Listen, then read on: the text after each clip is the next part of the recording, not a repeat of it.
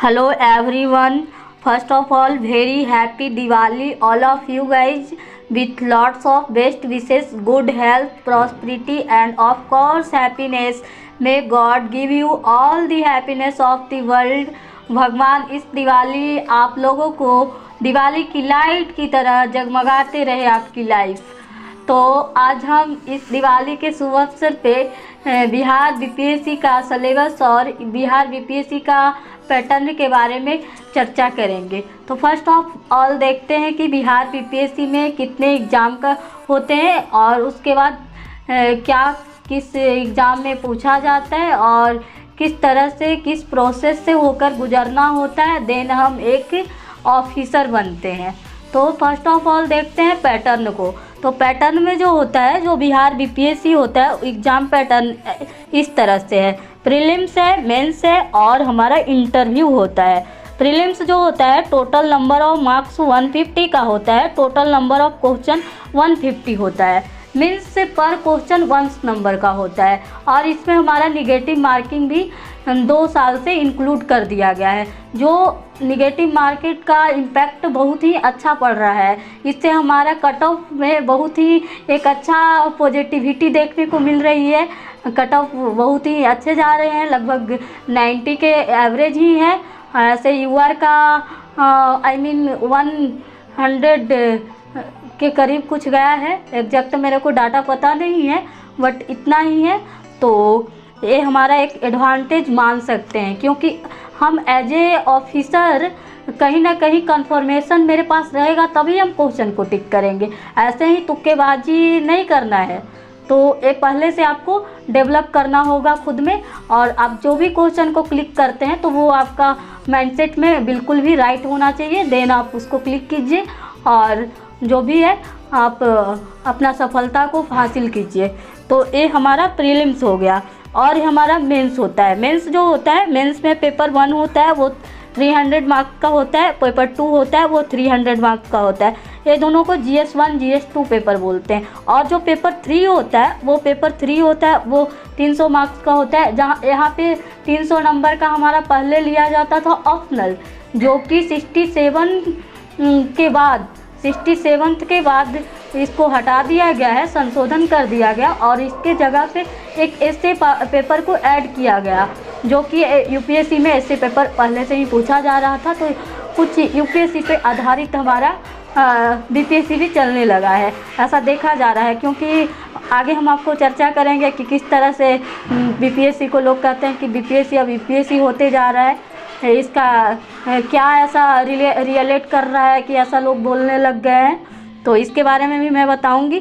तो ये हमारा 300 नंबर का ऐसे पेपर इंक्लूड कर दिया गया है और हमारा एक पेपर 100 नंबर का होगा, जो क्वालिफाइंग नेचर का होगा, वो ऑप्शनल पेपर होगा।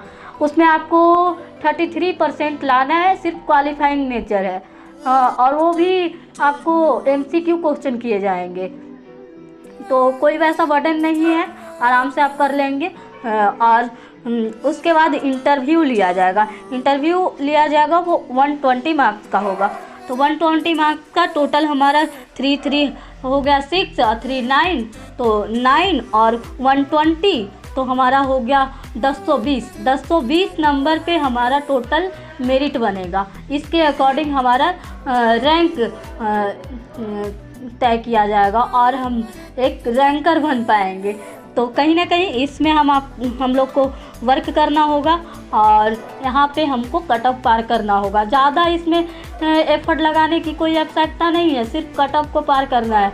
क्योंकि ऑनलाइन और फैक्चुअल पे ज़्यादा लोग ध्यान नहीं देते हैं सिविल सर्वेंट, तो फैक्चुअल भी काम करना होगा। क्योंकि हमारा हमेशा ट्रेंड रहा है कि बीपीएससी कुछ फैक्चुअल क्वेश्चन किया जाता है, जो कि अब सुधार किया गया है।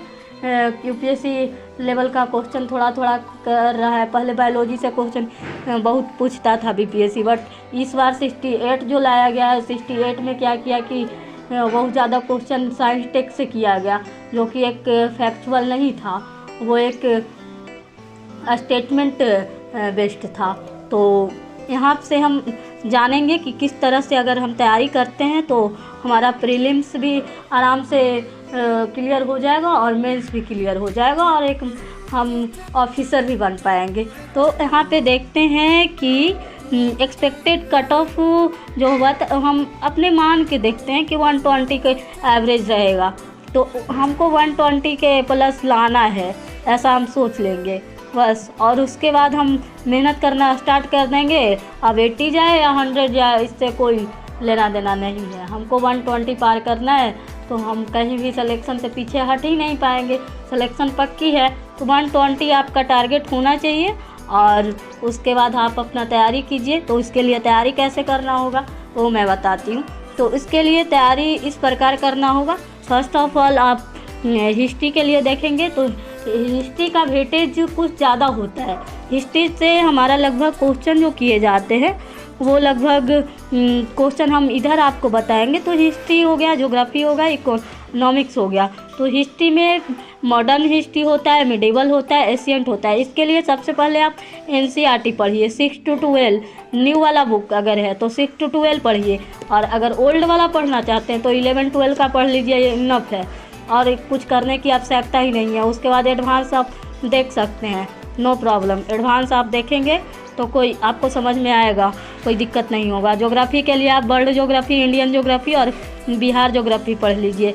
कहाँ से पढ़िएगा तो फर्स्ट ऑफ ऑल NCERT पढ़िए। उसके बाद इसके लिए हम रिकमेंड करेंगे कि कोई एक अच्छे टीचर से पढ़ लीजिए, उसका नोट्स बना लीजिए। उसके बाद नोट्स को रिवाइज कीजिए, उसके बाद आप आराम से कर लेंगे।